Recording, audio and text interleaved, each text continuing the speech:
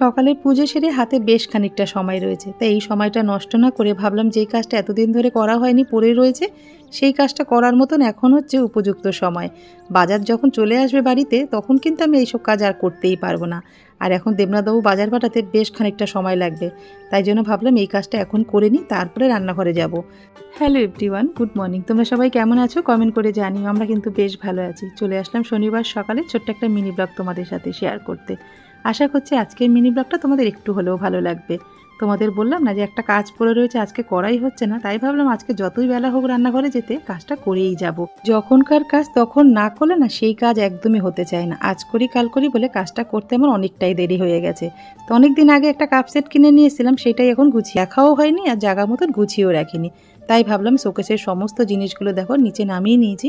আগের তো একটা কাপ সেট রয়েছে, আবার একটা কাপ সেট নতুন কেনা রয়েছে, সেটা ভাবলাম শোকেসের মধ্যে একটু গুছিয়ে রাখি, তাহলে দেখতে ভালো লাগবে। আর এমনিতেই আমার পুচু সোনা এসে শোকেসের মধ্যে যে ছোটো ছোটো শোপিসগুলো ছিল সেগুলো বার করেও খেলে ভেঙে দিয়ে চলে গেছে, তাই জায়গাটা অনেকটা ফাঁকা হয়ে রয়েছে। তাই ভাবলাম কাপ সেটগুলো গুছিয়ে রাখলে শোকেসটা দেখতে ভালো লাগবে।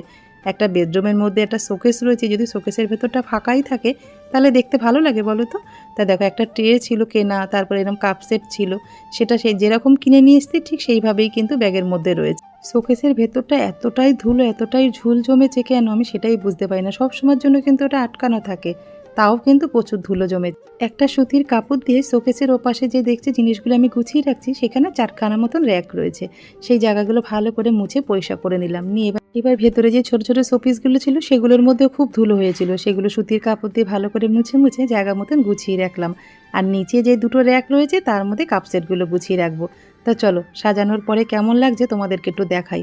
দেখানোর আগে বাইরেটাও তো একটু মুছতে হবে নাকি, কাজগুলো একদম প্রচণ্ড ধুলো জমে গেছে। কাজটা শোকেসটা ভালো করে মুছে পরিষ্কার করলাম।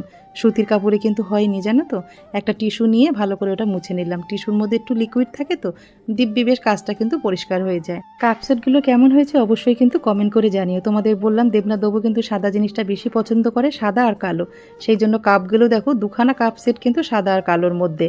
তা চলো আমার তো শোকেসটা গুছিয়ে ভালো করে পরিষ্কার করে নিয়েছি, এবার রান্নাঘরের দিকে যাই।